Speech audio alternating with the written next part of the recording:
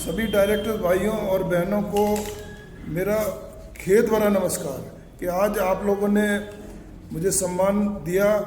लेकिन मीटिंग बरसात के कारण से जो लिंक नहीं बैठ पाया,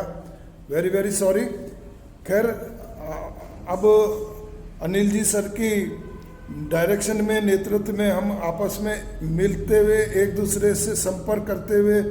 इंटरेक्शन करते हुए, अपनी एक दूसरे की प्रॉब्लम्स को सॉल्व करते हुए अपने स्कूल की ग्रोथ को बढ़ाने के लिए एक यूनाइट तरीके से प्रयास अगर हम करेंगे तो निश्चित रूप से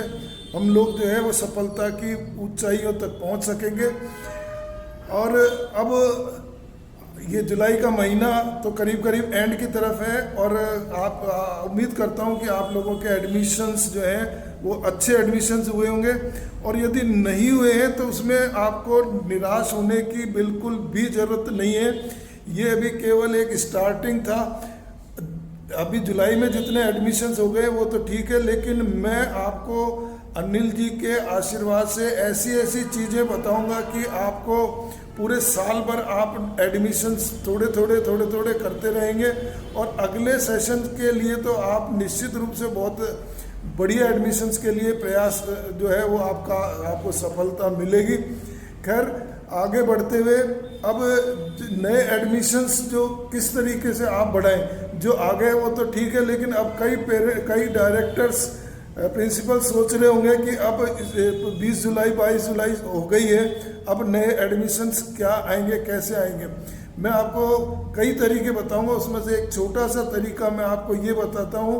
कि अभी जो भी आपके आसपास के जो भी परिवारों में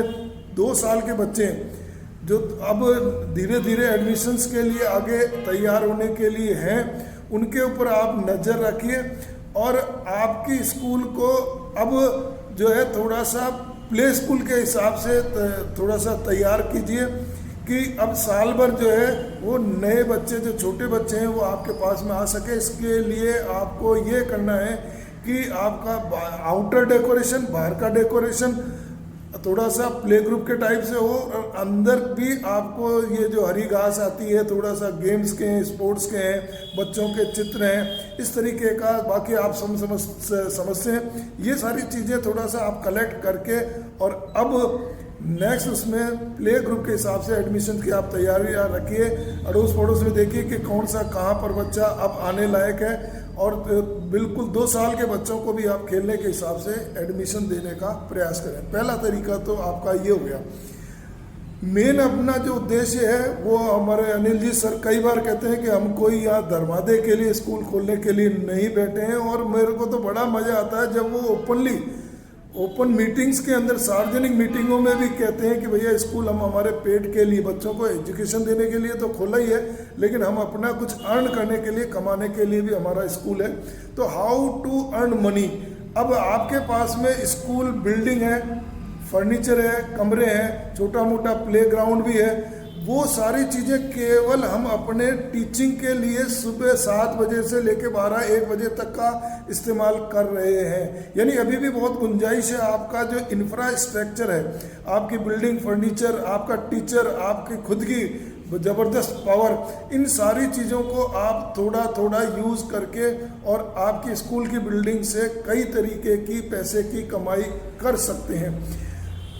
अब इसके अंदर जो है वो छोटा मोटा ट्यूशन स्टार्ट हो सकता है। आपके स्कूल के जो अच्छे टीचर्स हैं वो आपके स्कूल के अंदर आफ्टर स्कूल के बाद में 1-2 बजे बाद में जो भी बच्चे पढ़ने वाले हैं, जो कि और आपके स्कूल के बच्चे हैं लेकिन वो दूसरे टीचर से ट्यूशन पढ़ रहे हैं, उनको आपको रोकना होगा कि हमारे स्कूल का बच्चा किसी दूसरे स्कूल के टीचर से ट्यूशन नहीं पढ़े, और उनको आप अट्रैक्ट करके प्यार से साम दाम दंड भेद करके आपके टीचर्स के द्वारा आपकी स्कूल की बिल्डिंग के अंदर वो टीचिंग करे, ट्यूशन पढ़ाए। तो उससे आप थोड़ा बहुत टीचर से भी आप उसका कमीशन जो है वो परसेंटेज ले सकते हैं। अगर 5th, 8th और 10th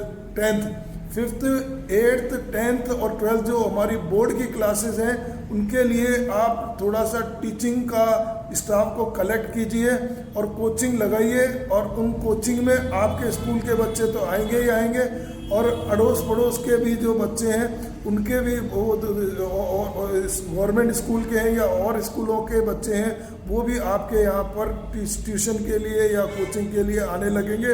उसमें आप परसेंटेज का हिसाब रखिए या किराए का, रेंट का रखिए कि हम इतना रेंट जो भी कोचिंग चलाएगा या जो उससे लेंगे, या हमारा जो भी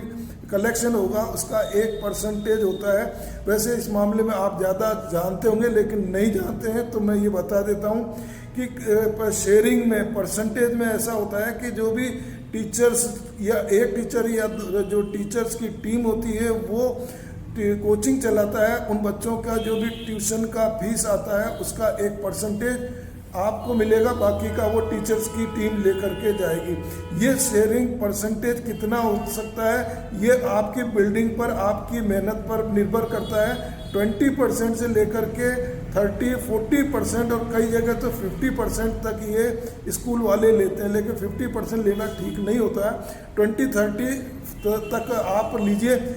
क्योंकि अगर आप ज़्यादा लेंगे तो टीचर फिर आपके स्कूल की बिल्डिंग यूज़ करना कम करेगा, वो अपने घर पर पढ़ाने लगेगा। तो ये भी एक आपकी इनकम होगी, प्लस इससे आपकी गुडविल भी बढ़ेगी। तो ये आपका,